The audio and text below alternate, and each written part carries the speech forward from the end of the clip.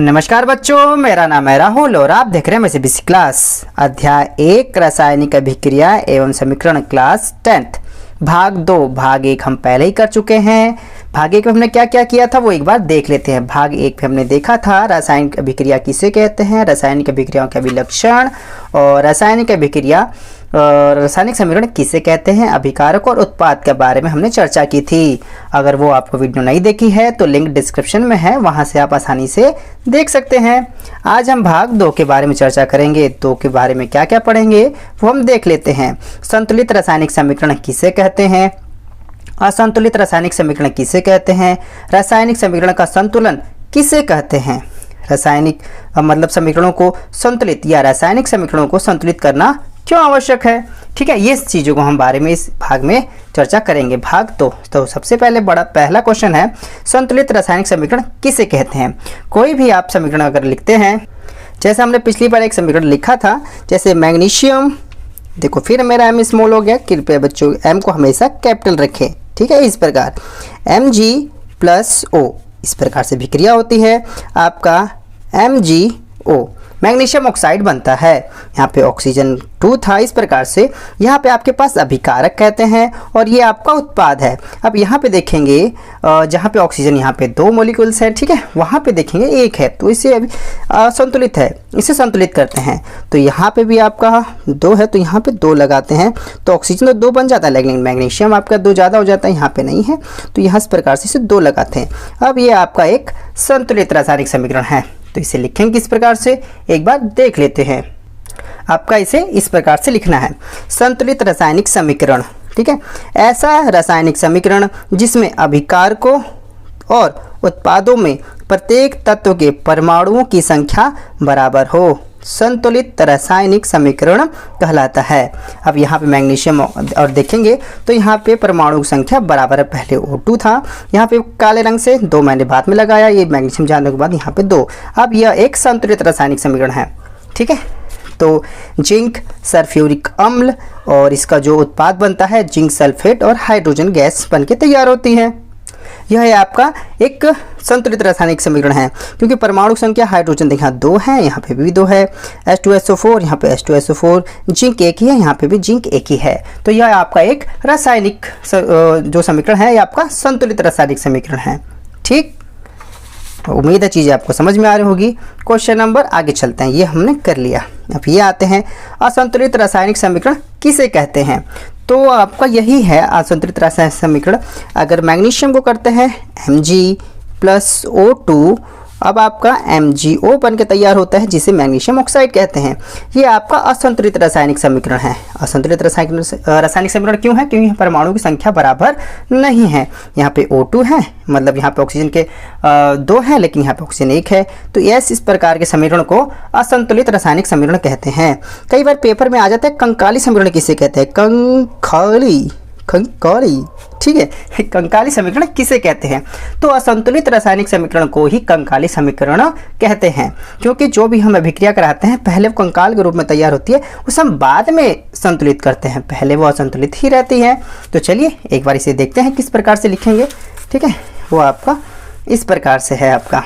ठीक है, असंतुलित रासायनिक समीकरण ऐसा रासायनिक समीकरण जिसमें अभिकारकों आप ध्यान से देखेंगे तो जो इधर वाले होते हैं इसे हम अभिकारक ही कहते हैं, याद होगा ना, अभिकारक इसे ही कहते हैं, पिछली वीडियो हमने देखा था।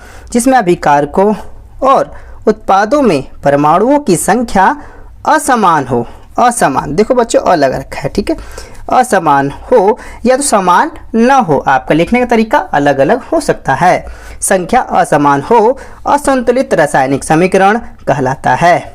जैसे Mg+O2 MgO, मैग्नीशियम ऑक्साइड, यहाँ पे ये असंतुलित है, इसी को ही कंकाली समीकरण भी कहते हैं। मैंने यहाँ पे लिख दिया है, आप अलग से भी इस प्रकार से लिख सकते हैं। कई बार पेपर में कह रहे हैं, मैंने पहले बताया कंकाली समीकरण किसे कहते हैं, ऐसे भी करके आ जाता है, तो असंतुलित होता है तो उसे आपका कंकाली भी कहते हैं। ठीक, आगे आते हैं, आगे हमारे पास है रासायनिक समीकरण का संतुलन किसे कहते हैं। रासायनिक समीकरण का संतुलन किसे कहते हैं, हो सकता है पेपर में कई बार इस प्रकार से पूछ ले, यह दोनों क्वेश्चन छोड़ के इस प्रकार से कि रासायनिक समीकरण का संतुलन किसे कहते हैं। तो चलिए इसका आंसर किस प्रकार से लिखेंगे, ठीक है, यहाँ देखिए इस प्रश्न 7 का आंसर इस प्रकार से है, रासायनिक समीकरण का संतुलन किसे कहते हैं। यहाँ से उत्तर है आपका, किसी रासायनिक समीकरण में अभिकारकों और उत्पादों में प्रत्येक तत्व के परमाणुओं की संख्या बराबर करने की प्रक्रिया को रासायनिक समीकरण का संतुलन कहते हैं। या तो कंकाली समीकरण को, ठीक है, या असंतुलित समीकरण को संतुलित बनाने की प्रक्रिया को आपका रासायनिक समीकरण का संतुलन भी कहा जाता है। इस प्रकार से आप लिख देंगे तब भी आपका सही हो जाएगा, ठीक है, क्योंकि चीज़ें सब बिल्कुल आसान तरीके से हैं और उम्मीद है चीज़ें आपको समझ में आ रही होगी। हमारे पास अगला क्वेश्चन है। अगला क्वेश्चन इस प्रकार से है, क्या सीखना था इस भाग में हमें, समीकरणों को जो आपके रासायनिक समीकरण होते हैं, समीकरणों को संतुलित करना क्यों आवश्यक है, या रासायनिक समीकरणों को संतुलित करना क्यों आवश्यक है, आखिर में इसे हम संतुलित क्यों करते हैं। ये आपकी कक्षा 9 में हम पहले भी पढ़ चुके हैं। तो चलिए देखिए हमने क्या क्या पढ़ रखा था, उस चीज़ को हम दोबारा लिखने हैं। जिस बच्चों ने याद कर रखा होगा उन्हें काफ़ी आसान आएगा, जिन्हें उनको याद नहीं है वो देख के याद आ जाएगा। तो चलो अच्छी बात है, लिखें कैसे, चलिए देखते हैं। तो आपका क्वेश्चन का आंसर इस प्रकार से है, समीकरणों को संतुलित करना क्यों आवश्यक है। द्रव्यमान संरक्षण के नियम के अनुसार किसी भी, समझो द्रव्यमान संरक्षण नियम पहले भी पढ़ चुके हैं, द्रव्यमान संरक्षण के नियम के अनुसार किसी भी रासायनिक अभिक्रिया में द्रव्यमान का ना तो विनाश, पहले इन्होंने निर्माण लिख दिया मैंने, ना तो निर्माण होता है और ना ही विनाश होता है। अब पहले विनाश बाद में निर्माण भी लिख सकते हैं, कोई दिक्कत की बात नहीं है।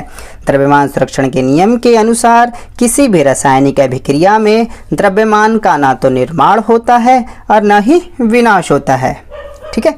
तो अतः रासायनिक अभिक्रिया के पहले तथा बाद या उसके बाद प्रत्येक तत्व के परमाणुओं की संख्या समान रहती है, इसलिए हमें कंकाली समीकरण को संतुलित करना आवश्यक होता है। देखो मैंने यहाँ पे कंकाली वर्ड का इस्तेमाल कर रखा है, या तो आपको लिखते समय पे यहाँ पे असंतुलित समीकरण भी लिख सकते हैं। आपका आज के वीडियो में इतना ही रहेगा। आगे हम बात करेंगे रासायनिक समीकरणों को किस प्रकार लिखा जाता है, ठीक है। तो देखते हैं आज हमने क्या क्या पढ़ा, ये भी एक बार देख लेते हैं। भाग 2 में हमने आज क्या क्या पढ़ा, संतुलित रासायनिक समीकरण किसे कहते हैं, असंतुलित रासायनिक समीकरण किसे कहते हैं। भाग 2 में पढ़ रहे हम रासायनिक समीकरण का संतुलन किसे कहते हैं, समीकरण को संतुलित करना क्यों आवश्यक है। अगर अब भाग 1 आप देखना हो तो लिंक डिस्क्रिप्शन में दे रखी है, वहाँ से देख सकते हैं।